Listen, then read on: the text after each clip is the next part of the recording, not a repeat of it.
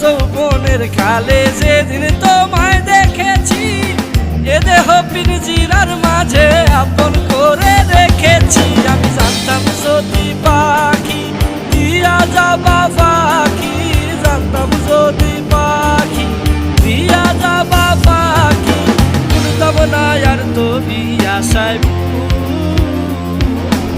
আমারে কান্দায়া পাও কিছু।